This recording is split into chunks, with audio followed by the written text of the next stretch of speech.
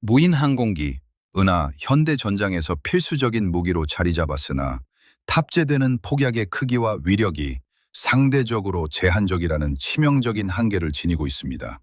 우크라이나 전장에서 운영되는 드론의 절대 다수는 소형 기체로 적의 중장갑을 격파하거나 대규모 진지를 무력화하기에는 자체 화력이 부족한 실정입니다. 이에 따라 드론의 제한된 파괴력을 극복하고 운용 효율성을 극대화하기 위한 핵심 요인으로 드론 조종사의 정밀한 타격 능력이 부각되고 있습니다.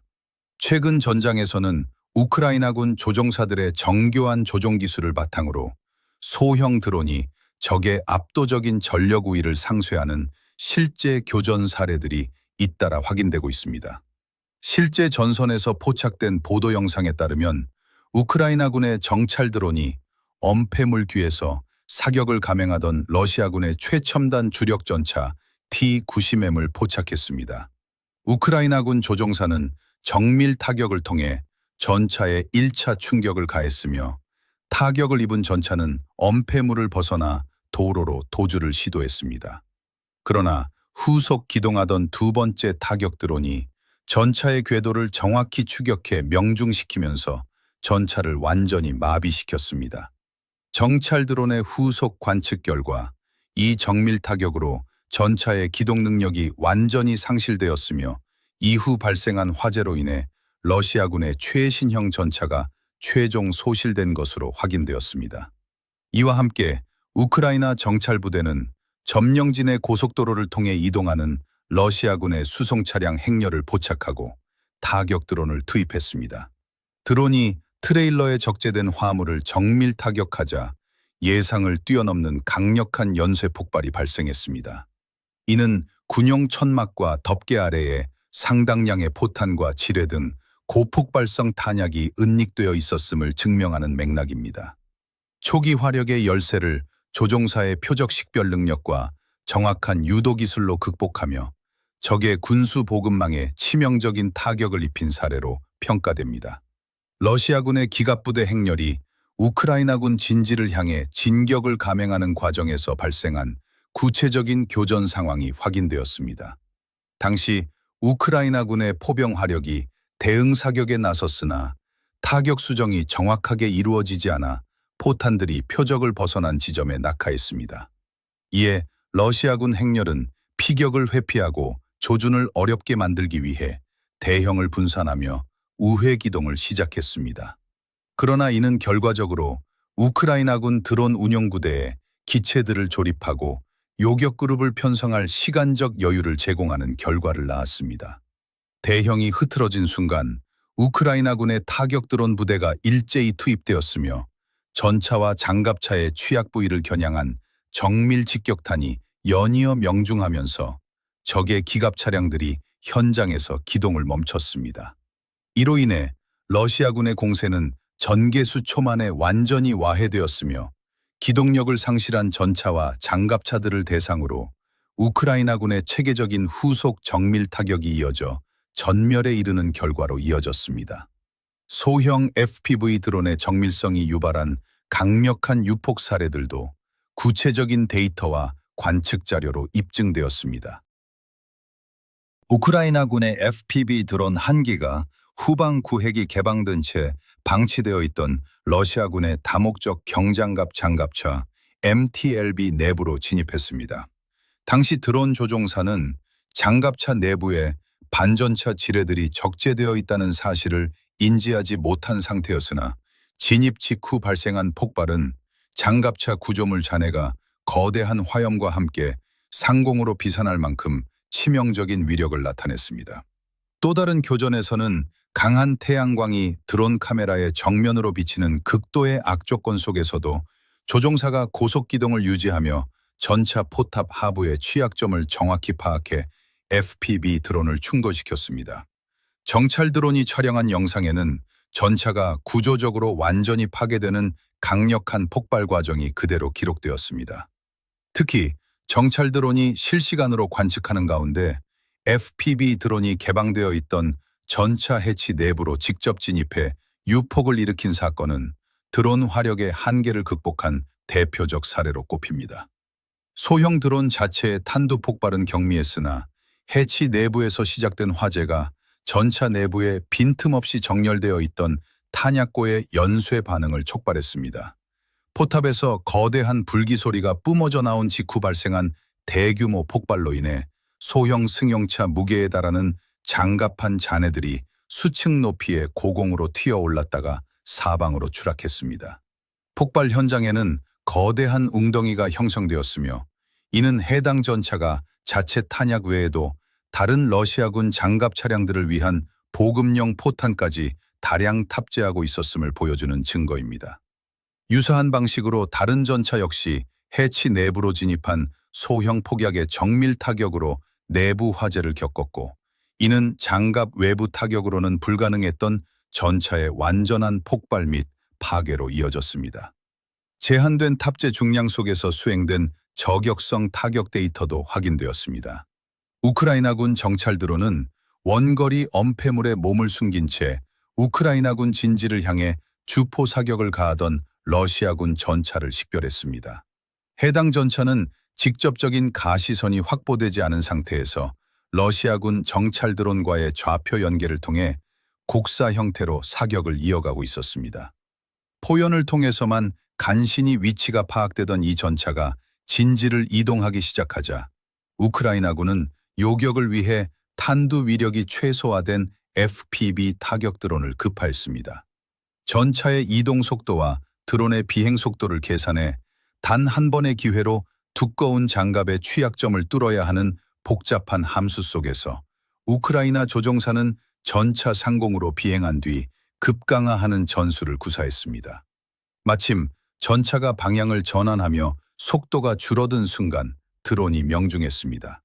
시각적인 대폭발은 일어나지 않았으나 전차의 사격 통제 및 기동 시스템이 무력화되어 전차는 사격을 중단하고 엄폐물로 퇴각했습니다. 이어진 수색 과정에서는 위장막과 엄폐물 속에 숨겨져 있어 탐지가 불가능에 가깝던 러시아군의 대공포가 추가로 발견되었으며 타격 드론이 대공포의 핵심 구동 메커니즘을 정확히 파괴하여 작동 불능 상태로 만들었습니다. 러시아군은 우크라이나군의 드론 운용 경험을 도입하여 자체적인 자원 기반을 바탕으로 대규모 확장을 진행해왔습니다. 이에 우크라이나군은 러시아군에서 가장 효과적으로 드론을 운영하던 핵심 부대의 임시 배치 거점을 포착하고 2기의 타격 드론을 현장에 즉각 투입했습니다. 야간 투시 카메라에 포착된 관측 자료에 따르면 첫 번째 드론의 정밀 타격이 거대한 연쇄 반응과 강력한 폭발을 유발했으며 이를 통해 현장에 비축되어 있던 러시아군의 수많은 드론과 탄약이 한꺼번에 소실된 것으로 분석됩니다. 아울러 우크라이나군은 시속 300km 이상의 고속 비행이 가능한 요격용 드론을 개발하여 적의 공중 자산을 차단하고 있습니다. 실제 교전에서 우크라이나군의 요격 드론은 정찰 드론과의 교신을 통해 공중에서 시각적 인지가 어려울 정도의 빠른 속도로 러시아군의 드론을 들이받아 격추했으며 후방 민간인 시설을 위협하던 러시아군의 샤헤드 타입 자폭 드론 역시 공중에서 정확히 요격해 폭발시켰습니다. 점령지 내에서 러시아군이 대규모 병력과 장갑 차량, 탄약을 신속하고 저렴하게 수송하기 위해 우크라이나군의 철도 시스템을 활용함에 따라 이를 저지하기 위한 야간 군용 열차 사냥 작전이 전개되었습니다. 우크라이나군 드론의 첫 번째 타격이 유류 탱크 화차를 명중시키면서 거대한 폭발과 함께 대규모 화재가 발생했습니다. 뒤이어 도착한 두 번째 드론은 불길이 치솟는 상황에서 탄약이 적재된 화차들을 집중 타격했습니다. 최종적으로 세 번째 드론이 위력 정찰을 위해 투입되어 열차의 완전한 파괴와 기동 불능 상태를 확인하면서 러시아군의 병참 수송선 무력화라는 결과를 도출했습니다. 한편 후방 깊숙한 곳에 배치된 러시아군의 부크 M1 지대공 미사일 시스템을 무력화하기 위한 정밀 타격도 실행되었습니다.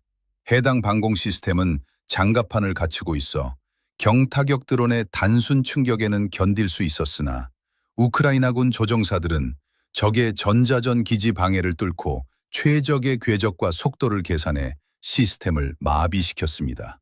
당일 야간, 일반 FPV 드론보다 강력한 신형 타격 드론이 기동성을 상실한 부크 미사일 시스템에 접근해 정밀 직격을 가했으며 탑재된 미사일과 탄약이 연쇄 폭발하면서 시스템 전체가 형체를 알아볼 수 없을 정도로 파괴되었습니다. 이외에도 야간을 틈타 수풀선을 따라 은밀히 이동하던 러시아군의 이동식 지대공 미사일 시스템이 우크라이나군 타격 드론에 포착되었습니다. 조종사는 이동 중인 방공 시스템의 기동을 차단하기 위해 주행장치를 겨냥해 드론을 충돌시켰으며 기체가 마비된 것을 확인한 후 후속 FPV 드론이 결정적인 최종 타격을 가해 차량 상공으로 거대한 화염이 솟구치는 결과를 낳았습니다. 또한 후방 전선에서 우크라이나군 드론의 주파수를 교란하던 러시아군의 강력한 전자전 시스템을 제거하기 위해 고도의 주파수 방어 기술을 적용한 정찰 드론이 투입되었습니다. 해당 전자전 기지의 방어벽이 매우 견고함을 확인한 우크라이나군은 드론의 무리한 직접 타격 대신 다연장 로켓 시스템 MLRS과의 합동작전을 선택했습니다. 정찰 드론이 성신한 정밀 좌표를 바탕으로 우크라이나군의 포병 화력이 대규모 로켓 타격을 감행하여 드론 방어에만 특화되어 있던 러시아군의 전자전 기지를 완전히 소멸시켰습니다. 폭탄 투하형 폭격 드론의 전술적 운용 사례와 기갑 장비 위장막 무력화 과정도 데이터로 확인됩니다. 바람의 영향과 낙하 고도에 따른 탄약의 회전수를 실시간으로 계산한 우크라이나 조종사의 정밀 투하로 러시아군 보병 전투 차량 앙코가 유폭되었습니다. 야간에 소형 화기로 무장한 채 저항하던 러시아군 방공 시스템 역시 사각지대인 후방을 노린 드론의 정밀 타격으로 파괴되었습니다. 더불어 서로 가까운 거리에 엄폐되어 있던 러시아군 전차 3기를 무력화하기 위해 각각의 포인트로 타격 드론들이 급파되었습니다. 러시아군은 전차의 취약 부위를 숨기고 정면 장갑이 출구를 향하도록 배치하는 등 고도의 위장 기술을 적용했으나 우크라이나군의 첫 번째 드론들이 외부 그물망과 보호층을 불태운 뒤 두 번째와 세 번째 드론이 포탑 하부 등 방어력이 약한 지점을 정확히 연속 타격함으로써 내부 탄약 유폭과 연쇄 화재를 유발해 전차들을 복구 불가능한 상태로 만들었습니다. 이러한 정밀 타격 기조는 급조 장갑을 덧댄 특수 위장 전차 경멸에서도 나타났습니다. 두꺼운 임시 장갑을 장착한 러시아군 전차가 진격을 시도하자 우크라이나군은 복수의 드론을 순차적으로 투입했습니다. 첫 번째 드론이 외장 장갑을 찢어냈고 두 번째 드론이 포탑 하부를 타격해 연기를 분출시켰습니다. 전차가 속도를 줄이며 수풀 속으로 숨으려 하자 측면에서 대기하던 세 번째 드론이 이전 피격 지점을 정확히 분석한 뒤 주포 근처의 취약점을 최종 타격하여 전차를 무력화했습니다. 당일 야간에는 폭격 드론이 고공에서 지속적으로 잔여 장갑을 파괴하고 방화 타격을 가해 이길 아침 전차를 완전히 소각했습니다. 또한 우크라이나군 드론은 후방 깊숙한 곳에서 공역을 감시하던 러시아군의 고가 장비인 카스타 모바일 레이더 기지를 찾아내어 전자전 방해를 물리적인 관성과 속도를 이용한 비행 제어로 극복하고 두 기의 구성장치 모두를 직격해 영구적으로 파괴했습니다. 야간에 감행된 또 다른 작전에서는 엄폐 중이던 러시아군의 우라간 다연장 로켓 시스템을 폭격 드론이 정밀 타격하여 대규모 미사일 유폭을 일으켰으며 이 과정에서 발생한 버섯구름 형태의 대폭발로 인해 관측 중이던 정찰 드론이 휘말려 손실되기도 했습니다.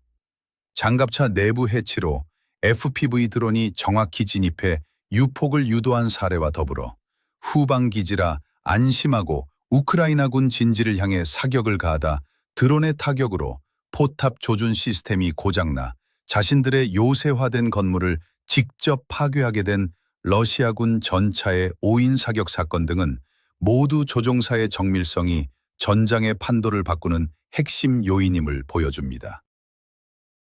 적들이 단속을 피하기 위해 민간 차량을 이용해 병력과 탄약을 수송하는 전술로 전환했으나 이 역시 우크라이나군 조종사들의 정밀 타격을 피하지 못하고 무력화되고 있습니다.